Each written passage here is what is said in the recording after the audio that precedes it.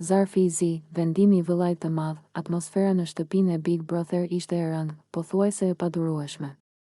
Debatet e ditëve të fundit kishin krijuar ndarje të qarta mes banorëve dhe nervat ishin në pikën e tyre më të lartë. Alba dhe Bia kishin pasur përplasje të vazhdueshme, fjalë të ashpra, nënkuptime dhe akuza që rriteshin nga dita në ditë, gjithçka shpërtheu në një moment që askush nuk e priste të shkonte kaq larg. Debati nisi verbal, si shumë të tjerë më parë. Alba akuzonte Bian për provokime të vazhdueshme, për lojë të fshehtë dhe për përfshirje në situata që, sipas saj, nuk i takonin. Bia përpiqej të mbrojë, por fjalët e saj vetëm sa e acaruan më shumë situatën. Tonet u ngritën, distanca mes tyre u zvogëlua dhe tensioni u kthye në shpërthim. Në një çast të pakontrolluar, Alba përdori dhunë ndaj Bias, shtëpia u ngrit në këmbë. Banorët vrapuan për t'i ndarë, zërat u përzien, disa thërrisnin emrat e tyre, të tjerë kërkonin qetësi.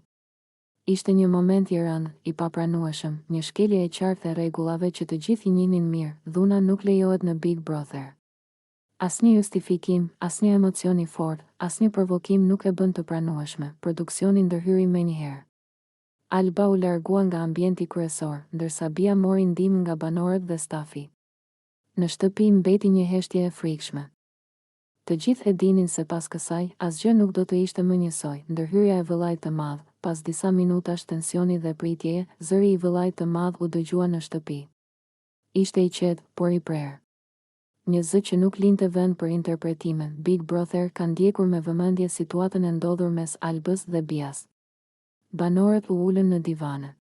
Askush nuk fliste.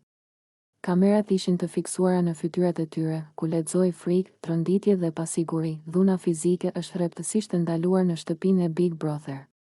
Çdo akt dhune përbën shkelje të rëndë të rregullores.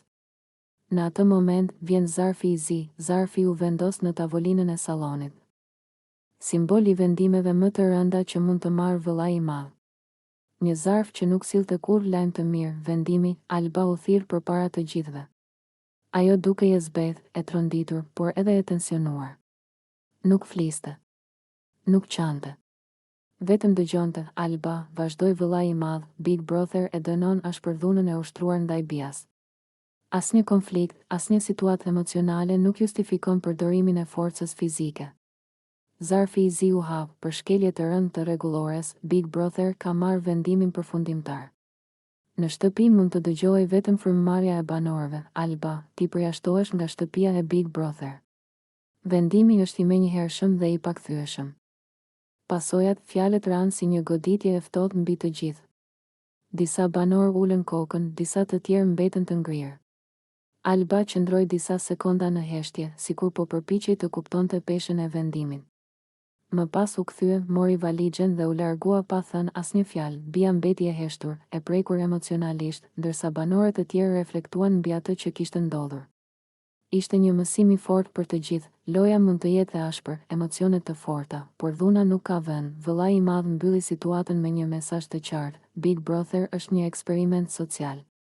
Respekti dhe vetkontrolli janë themeli i këtij eksperimenti. Çdo shkelje ka pasoja.